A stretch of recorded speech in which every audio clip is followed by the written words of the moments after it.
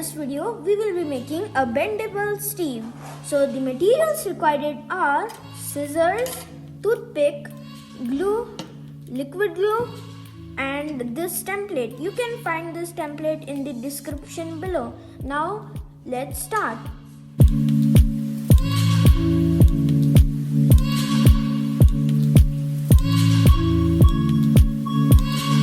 The head should look like this.